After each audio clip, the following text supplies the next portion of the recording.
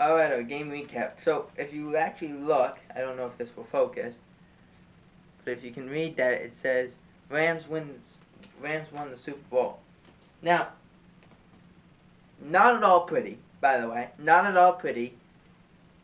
You get 2 touchdowns, but then the the one thing that you think they should not be struggling at, they do. It's Johnny Hekker is the holder. Matt Gay is the kicker. The long snapper did his job. I said this earlier in the day. Long snapping is the most thankless job ever. Because if you don't have your name said, you're doing a great job.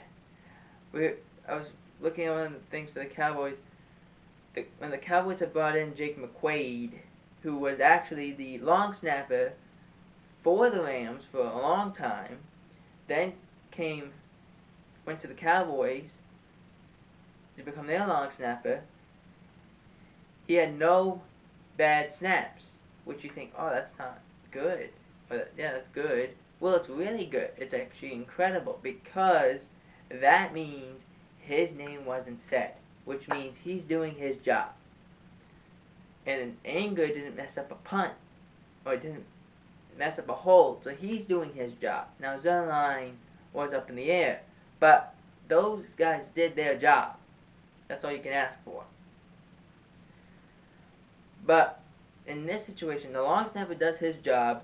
Anger caught the ball perfectly. He planted it perfectly, but when he spins the ball to get it back from the 6 to 12 or 9 to 12, like on a clock, how the clock spins to go from 1, 2, all the way back up to 12, that's what you gotta do with the ball.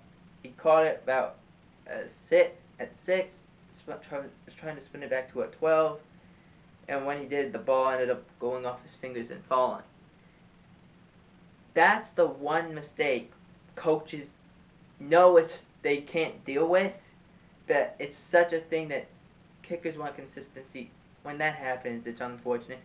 And Johnny Hecker's done this for a long time. He knows that that's unmistakable. You can't have that happen to you.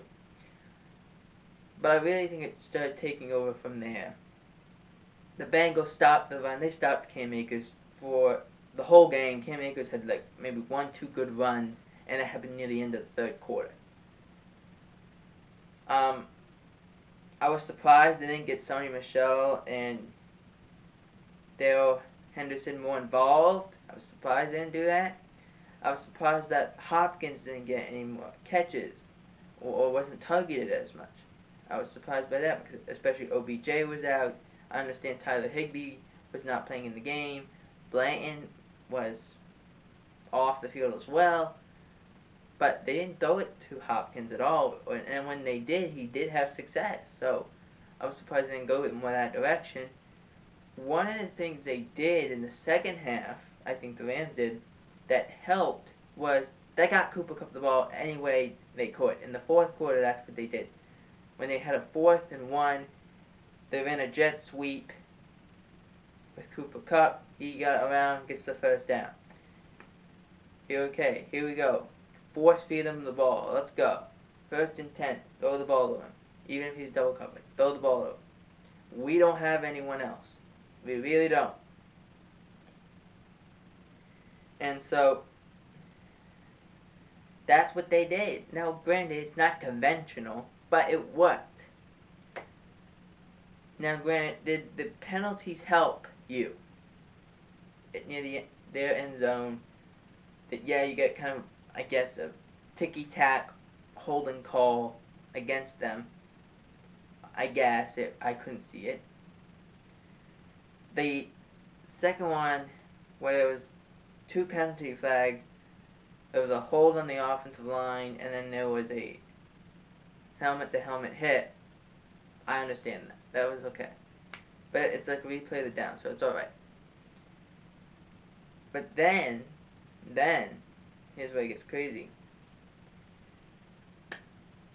When they try to go to Cooper Kupp, right in front of the end zone, they grab him completely, There's flags. So there you go. But the ball was put on the outside of the one, so they try and sneak it. And Stafford's never been a good quarterback sneak guy. He's always a little too high in terms of, instead of being low where you want to be, he's a little more like this. So he's kind of like, he's driving forward, but you don't want to be like here, you want to be here. You want to be bent, so you can drive forward head first, that your offensive lineman can get up and you just find a little crease and go. And so anyway, that didn't happen. He threw a nice no-look back shoulder to Cooper Kupp for the end zone touchdown. Defense made the plays when they needed to. They were around Joe Burrow any way they could be. But the thing that I am concerned about, if I'm the Bengals, is this. You have an issue in terms of your offensive line. I said that this could happen I was saying this to everybody that would pay attention, that would understand. Watch them put Aaron Donald and Von Miller on the same side, that right side, and see what happens. They're not going to be able to stop him one-on-one. So they started sending the center to double block him, and Von was getting around a little bit. But then there was a great adjustment. They put like a nose tackle in there, so over the center, so he could not help. So now he's one-on-one, and Donald started beating instead of making plays. But then they started having Von Miller, instead of going just straight to the outside, come back inside and run some stunts. That really took a lot of pressure off Aaron Donald. And obviously Leonard Floyd had a sack too, which Donald forced. But at the same time, if I'm the Bengals, there's concern if that offensive line can't do anything. I understand there's backups involved, I get that. But you can't play that way. You cannot allow, they showed it yesterday, ending the season, Joe Burrow was sacked 51 times. That's too much. He was sacked 9 times in the Tennessee game. It was sacked a total of 12 times before the game yesterday in the postseason. He got sacked, I believe, 9 to 10 times in the Super Bowl. That can't happen. I'm sorry. That cannot happen where you're sacked that many times. He was sacked 7 times, and that statistic came up in the third quarter. They were showing that Roger Staubach was the only other quarterback to get sacked 7 times in a Super Bowl. It happened in Super Bowl 10.